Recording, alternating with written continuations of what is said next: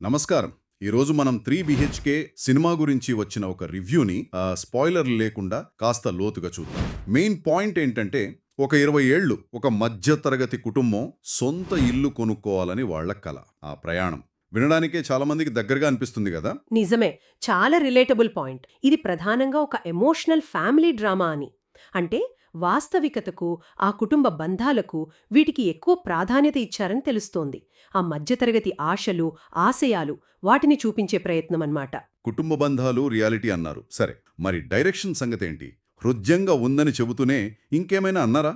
ఏమైనా విమర్శల్లాంటివి? ఉన్నాయి. దర్శకుడు ఫ్యామిలీ బాండ్స్, ముఖ్యంగా ఆ తండ్రి కొడుకుల మధ్య రిలేషన్, దాన్ని చాలా సహజంగా చూపించారని మెచ్చుకున్నారు.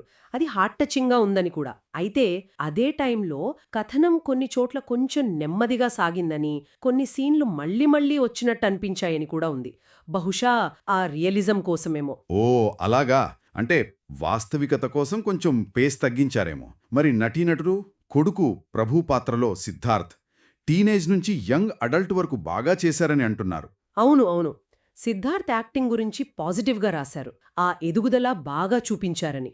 అంతేకాదు, తండ్రి పాత్రలో శరత్ కుమార్, ఆయన నటన చాలా బలంగా న్యాచురల్గా ఉందని నొక్కి చెప్పారు. ఇంకా దేవయాని, మీఠా రఘునాథ్ వీళ్లు కూడా బాగా సపోర్ట్ చేశారని, ఆ సినిమాకి ఎమోషనల్ డెప్త్ రావడానికి వీళ్ల నటన కూడా కీలకమని ఉంది. అంటే ఆ నటీనటుల సహజమైన నటన, ముఖ్యంగా తండ్రి కొడుకుల మధ్య కెమిస్ట్రీ, అదే ఆడియన్స్ ని కనెక్ట్ అయ్యేలా చేసిందనమాట. ఫ్యామిలీ డైనమిక్స్, తండ్రి కొడుకు బంధం, మధ్యతరగతి వాళ్ల కష్టాలు, ఇవన్నీ సినిమాకి ప్లస్ పాయింట్స్ అని. సరే, ఇవి బలాలు. మరి బలహీనతలు? కథనం స్లో అవ్వడం ఒకటన్నారు, ఇంకా ప్రధానంగా సెకండ్ హాఫ్ అది కొంచెం సాగదీసినట్టుందనేది ఒక ముఖ్య విమర్శ. ఇంకా కొన్ని చోట్ల సెంటిమెంట్ కొంచెం బలవంతంగా అనిపించిందని, కొన్నిసార్లు మధ్యతరగతి జీవితాన్ని మరీ ఐడియలైజ్ చేసినట్టు, కాస్త గ్లోరిఫై చేసినట్టు అనిపించిందని కూడా రాశారు. అంటే వాస్తవికతతో పాటు కొంచెం ఆదర్శీకరణ కూడా ఉందంటున్నారు. అంటే రియాలిటీ, ఓవర్ సెంటిమెంట్ మధ్య బ్యాలెన్స్ కొంచెం దెబ్బతిందని ఫీల్ అయ్యారేమో. బహుశా. ఇక రేటింగ్స్ విషయానికొస్తే చాలా వరకు 2.5 నుంచి 3 మధ్య ఇచ్చారు 5కి. అవును, సినిమా తమిళ్ తెలుగులో ఉంది. రన్ టైం సుమారు 2 గంటల 20 నిమిషాలు. You certificate. సో అందరూ చూడొచ్చు. అవును, ఈ వివరాలన్నీ ఉన్నాయి.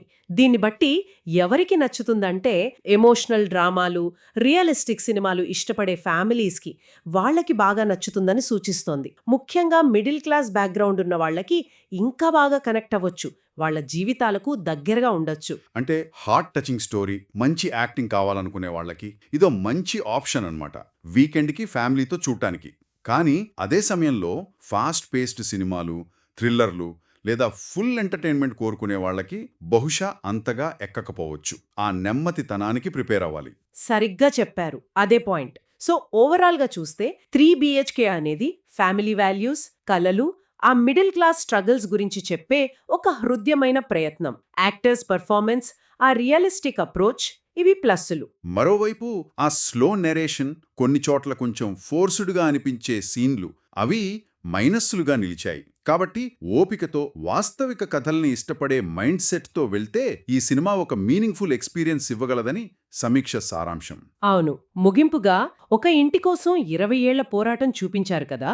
మరి అలా చూపించడం ద్వారా ఈ కాలంలో మధ్యతరగతి కుటుంబాల ఆశయాలు ఎలా మారాయి, వాళ్ళెదుర్కొనే ఛాలెంజెస్ ఎలా మారాయి అనే దానిపై ఈ సినిమా లోతైన కామెంట్ ఏదైనా చేసిందా, లేక కేవలం ఒక కుటుంబ కథకే పరిమితమైందా అనేది ఆలోచించదగ్గ విషయం. అది ఆసక్తికరమైన ప్రశ్న. సినిమా చూసిన వాళ్ళు దీని గురించి ఆలోచించవచ్చు.